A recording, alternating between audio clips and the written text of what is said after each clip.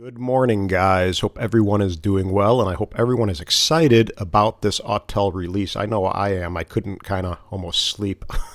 I kept on thinking about Autel drones and which one I'm going to buy and just all that kind of fun stuff. But again, last night at around 11 o'clock Central Time, I was on my iPad Pro sitting in my bed, and I was just kind of messing around.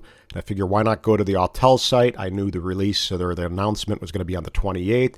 And it was still the 27th, and sometimes when they're working on the website, you can kind of get sneak peeks at stuff. So I refreshed my browser, and like I'm going to do now, and I saw the Autel Lite series and this new announcement. I mean, look at this. So we got the Lite series, we click over here, we got the Nano series. So the Nano series is kind of what I was interested in, thinking it was going to be a cool little drone, like a mini, and I always wanted a kind of cool little Autel no geofencing mini, but now I'm looking at the Lite specs, and I'm really intrigued. You got carbon fiber little arms. I don't know if they're actually carbon fiber or they're just little kind of plating, but regardless, really slick specs. And let's look into the Nano first. So when I went in here last night, I went to learn more, and there was an overview and a tech spec. The tech spec actually went to the Enterprise, so apparently they're still working on the website. They removed that. Now it's just overview.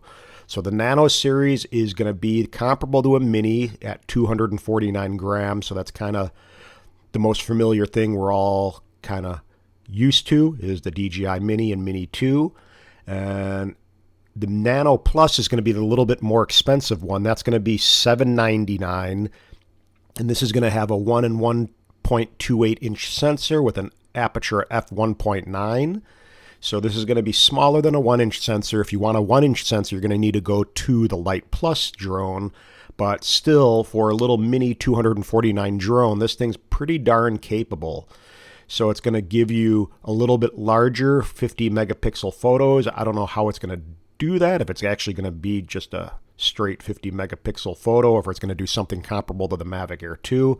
But regardless, pretty impressive for a little teeny 249 gram drone.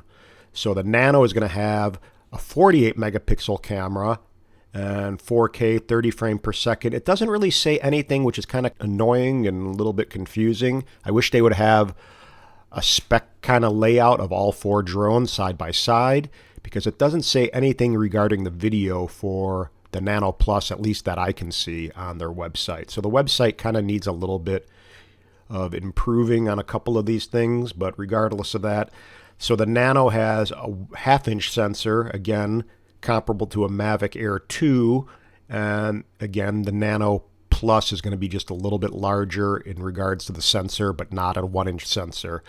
And it's going to have a little bit smaller aperture at f2.8, still respectable, obviously, letting in a decent amount of light, but again, it's not going to be at f1.9. So if you want a little bit more of a drone, you're going to be buying the Nano Plus, but again, that's at $800 basically, so it is a higher price point than, say, a Mini 2, for example, but you are going to get that much more drone. And the interesting thing, I don't know if it's just a given, but they don't really talk about the geofencing thing, meaning there's no geofencing with the Autel drones. And I guess it's just an assumption, or a given, I should say, that all Autel drones don't have geofencing, but maybe they also don't want to bring too much attention to it so people think they can abuse the no geofencing thing, meaning they can just take off and fly anywhere. So I'm not sure. Let me know your input on that if you know a little bit more. But I would imagine all of these drones don't have geofencing. But again, I don't see anything in any of the descriptions that it actually says that. So we have a little area about darker shadows. You'd think you could slide this or something, but you can't. So darker shadows, brighter highlights. So essentially saying it's a good sensor. We have a splash of color, so now we have different color options for these drones. So this is something that I'm really excited about, and that's kind of cool. It may seem simplistic, but again, color is key in life, and I always like to have a little bit of an option, but for me, classic orange is Autel, so I'm going to stick with that with whatever drone I order. We have Arctic White, which is really nice looking, slick, clean. We have bright blazing red. To me, it's sometimes a little bit more aggressive or associated with anger. That's why you see red in gyms and stuff. It's supposed to kind of give you like high energy. So but whatever. I just think we have enough crap to deal with when we're flying drones. We want to have the most calming, cooling effect, and I always feel like orange is more of a construction type, commercial type feel, so people don't mess with you as much, especially if you're wearing a vest as a 107 pilot. So anyway, that's my little input on the color. I'm rocking orange. But we have deep space gray, obviously kind of comparable to a DJI, but I'm sure that's been a big request because everyone doesn't want a bright colored drone. So anyway, what else do we have? So the 249 gram fit in your pocket, very small. We got Sky Portrait, and I'm not even sure. You'd think they would have a little bit more interactiveness, but I guess it's just kind of showing you a little bit more of a wide open type aperture, meaning you're going to have the focus blurred out in the background, so more of a portrait type iPhone effect.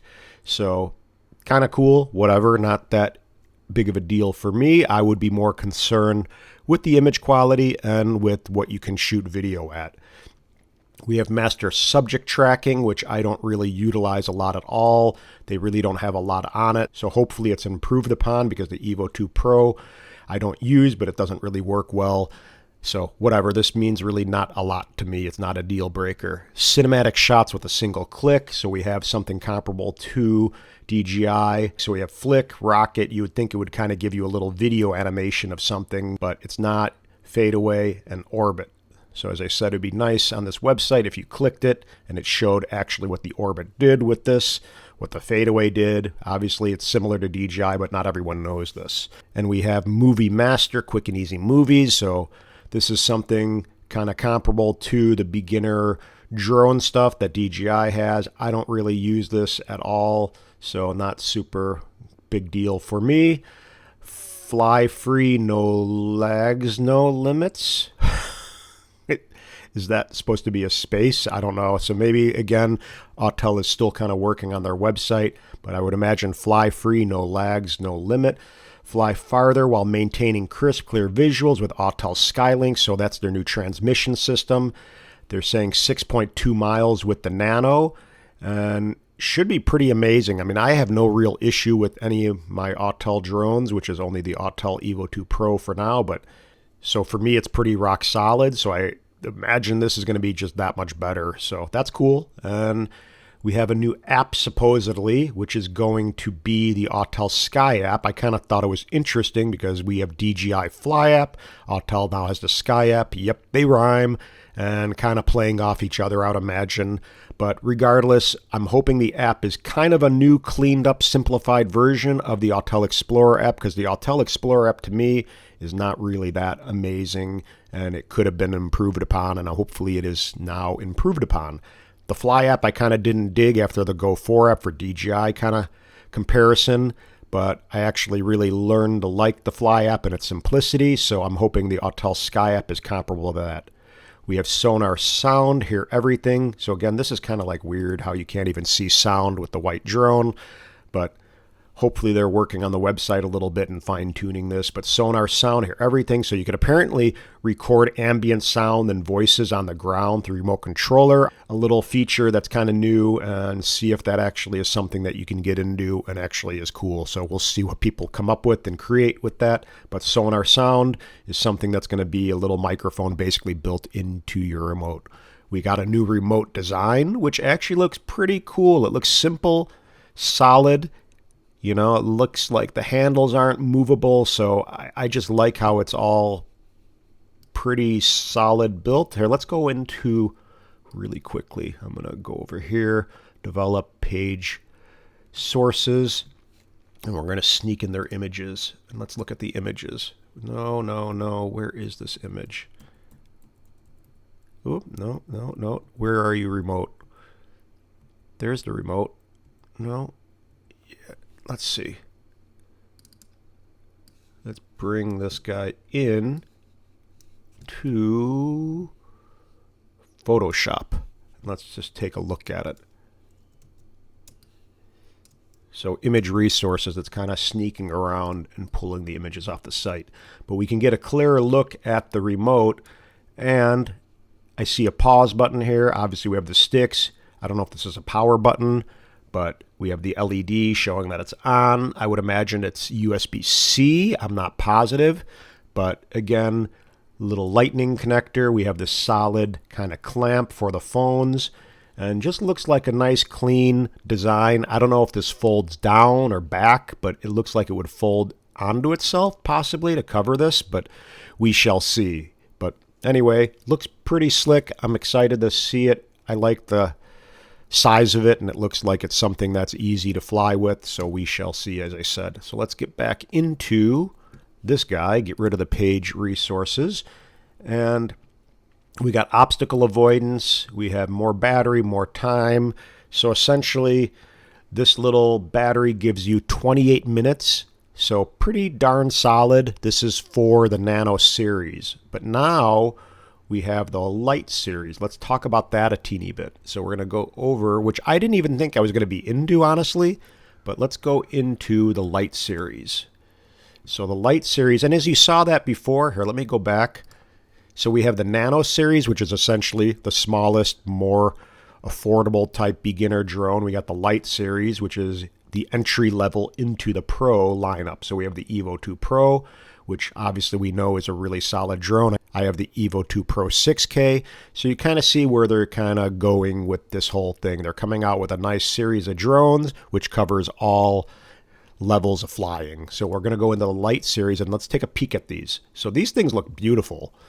I mean, we got the Arctic white, we got the gray, we got orange. I don't know if this comes in red. We got to see. I got to look. I don't remember. We got the little carbon fiber type arms like the Enterprise drone. So that looks really nice visually. And again, the Lite Plus is going to have a 1-inch CMOS sensor. We're going to have a variable aperture, so comparable to Evo 2 Pro 6K. We got 6K 30 frames per second video and 20 megapixels. So I'm not sure if it's the exact same sensor as the Evo 2 Pro, but it's definitely that type of spec. I'm not sure if it shoots 10-bit color, for example, like the Evo 2 Pro 6K does, but it's going to be a very good competitive drone with a 1-inch sensor, again, kind of targeting the Air 2S. And again, it has 6K, not 5.4 like the Air 2S, and it's an Autel drone. It doesn't have geofencing, and again, it's an Autel drone. So a lot of people are kind of getting tired of having DJI and DJI crap to deal with and that experience, and they just want to try something else. I mean, again, I talked about it in my last video. If you guys fly DJI only and you never had a different experience to kind of compare to, try Autel and just see. I mean, it's not even about Autel. It's just about flying another brand of drone and having something to kind of compare it to. But that's my input and suggestion. We have, let's see, go down a little bit further, restore natural colors, defog mode, which is kind of like a dehaze filter built into the drone. So I use this on occasion with my Evo 2 Pro, but you know, again, it's just a feature that the Evo 2 Pro has essentially in a more affordable drone. So we have two versions of this. We have basically the Lite, and then we have the Lite Plus. The Lite will give you basically a 1 and 1.28 inch sensor comparable to the Nano Plus. I bet you that's probably the same sensor. And then we have the Lite Plus, which is going to be the 1-inch sensor, 20 megapixel camera, 6K, variable aperture, defog mode, and that's going to be $1249, and the Evo Lite's going to be $1149. So both pretty affordable drones. To me, the Evo Lite Plus will be a killer backup drone for my Evo 2 Pro. It's just cool that we have options now. We have HDR video. So the Evo Lite series comes in 3 colors. We basically have the deep space gray, we have the little Arctic white again, and then we have the classic Autel orange, which to me looks the best, and I really love orange. So there is that. We got monarch butterflies that are orange. The sun is orange. A lot of cool, good energy comes out of orange, and it's just the color that to me stands out. And again, looks like you're doing something for work and just seems to turn people away from bothering you when you're flying. So to me, orange is more of a construction, you know, utility type drone, and that's what I would choose. So we have cinematic shots, same kind of thing. Let's click over here. I don't know what's going on with the website. Here, let me refresh. Yeah, I don't know. The website's kind of needing a little improvement, web guys. So hopefully they're going to work on that. Let's see one more time. Flick, rocket, fade away, orbit. I don't know. So it's kind of acting a little weird. There's fade away. Oop. Again, it would be nice if it did a little video of this. We have your personal paparazzi. So again, this is kind of novelty stuff. Really what we're interested in is the main stuff. So we got, with the Lite, we have a 7.4 mile range as opposed to, I believe it was like 6 something on the Nano series. But just really, really cool to see a new remote, to see a new app, and to see new drones, all with better transmission and all with better sensors. This is going to be a little bit clearer. Remember before it was kind of covering the little white part of the drone. It says record voices and ambient sounds on the ground through the remote control's built-in microphone, allowing you to bring your videos to life. I'm curious how people are going to get creative with this, as I said, but and again, just another feature, snap and share in seconds, Movie Master to kind of edit on the fly and share. We got obstacle avoidance, but overall, just super cool. I mean, the Lite is going to give you 40 minutes of flying time, comparable to the Evo 2 Pro. So really, this little drone, again, for $1149 or $1249, you're going to get a lot of drone. To have 40 minutes of flying time is pretty awesome for basically $1,000. To have 40 minutes of flying time is really a big deal to me because it is noticeable when you're used to maybe 20 or 30 minutes. To have, even if it doesn't give you an entire 40 minutes and it gives you 32 or 35, you're still going to notice it's going to seem like you're up in the air and able to be up in the air that much longer, which you are. So it is a noticeable thing. It's not like no big deal. So remember, if you haven't had a 40-minute battery rating and you do have this in the air, you're going to really notice it and be kind of blown away, I believe. So, I mean, we have 4 different models, 4 different drones, really pretty exciting. And let me know what you guys think. Let me know what you're going to buy or what you're kind of leaning towards. I'll keep my Inspire 2 for my DJI professional type drone, and then just go Autel everything else. But the new remote looks really slick, you know, kind of compact, solid, doesn't look flimsy, simplistic, home button, probably the power button, pause button, the sticks. I don't know, we got, looks like a USB-C maybe, I'm not sure, but this is the ports. And again, it would be nice if Autel had a little bit more of a side-by-side comparison of all 4 drones. Very cool. Autel's kind of coming out swinging at DJI, in my opinion. And again, they really didn't talk about the no geofencing. I guess it's just a given with Autel, so I don't know if it's something that they don't want to promote or don't want to kind of talk about too much because people may try to take advantage or abuse it, or may bring more attention to Autel getting geofencing in their lineup, which we obviously don't want. We don't know what the focal lengths are still, I don't believe. If you guys know more about that, let me know, because I don't know what the focal lengths are on either of these drones. I don't think it says it anywhere. I mean, again, the Lite has the 4-axis gimbal design, which apparently is for vertical videos, which is kind of interesting.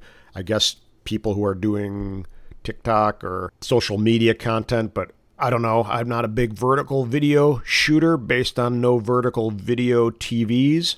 So I don't know, call me old school, but that doesn't seem super interesting to me other than the fact that hopefully it provides more stabilization. That's it for now. Maybe I'll try to live stream and we'll talk story about all of these drones and see a little bit more later on in the day. I just wanted to get something out there early and go from there. So thanks guys. Subscribe, hit the like button, and let me know what your thoughts are and how excited you are for all of these drones to drop. Peace.